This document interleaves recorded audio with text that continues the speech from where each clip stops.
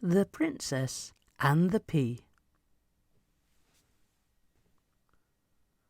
Long ago and far away, there lived a young prince. He lived in a beautiful castle in a beautiful kingdom, with his parents, the king and queen. But he was very unhappy because he could not find a bride. One day he set off on a long journey to visit all the other kingdoms to find a princess to marry. But for all the miles he travelled and the princesses he met, he did not find one to marry. He returned home a year later.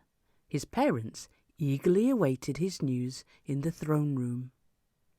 "Well, my son," said the queen, "have you found your princess?" "No, mother," said the prince.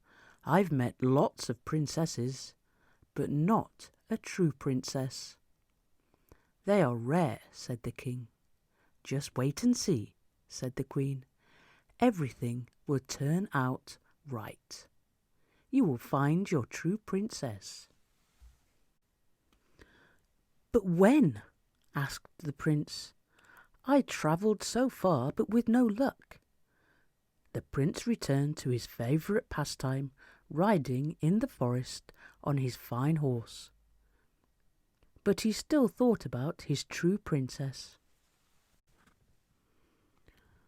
Autumn came, and one night there was a dreadful storm. The wind howled and roared around the castle towers, finding every nook and cranny to whistle and blow through. The rain beat against the windows. It was not a night to be outside.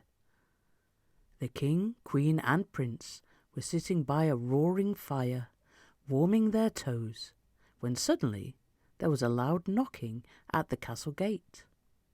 "Now, who on earth could that be on a night like this?" said the queen. "Chamberlain, answer the door and show the person in." The chamberlain went to the door and returned a few minutes later with a very wet and bedraggled-looking girl. She was soaked to the skin and shivering with cold. "Thank you," she said. "I was so glad to see the lights of the castle. I'm a princess and I'm lost." The queen looked surprised at this, but said nothing. The prince just looked at the girl. "Come, my dear," said the queen after a moment. "We'll soon have you out of those wet things." The queen and her maids bustled around the girl, who said she was a princess. They bathed her and dressed her, and then took her downstairs. The queen and the girl joined the king and prince for dinner.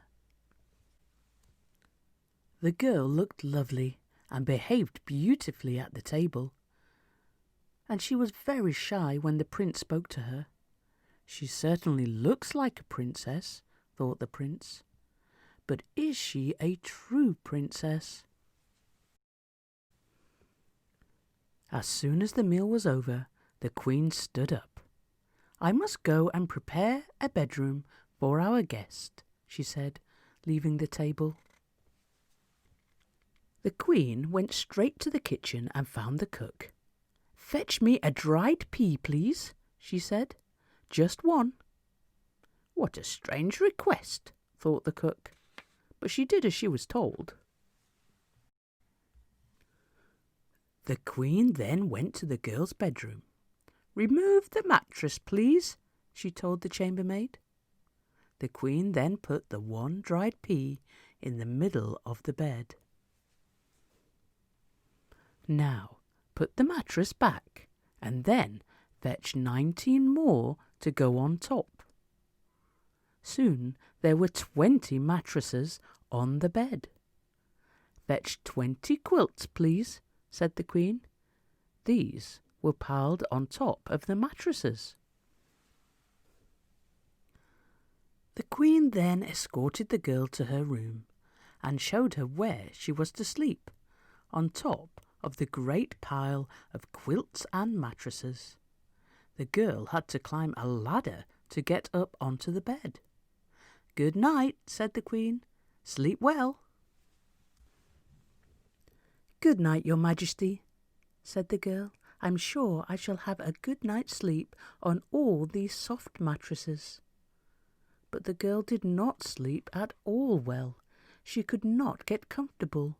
There was a hard lump in the middle of her bed, and she tossed and turned all night.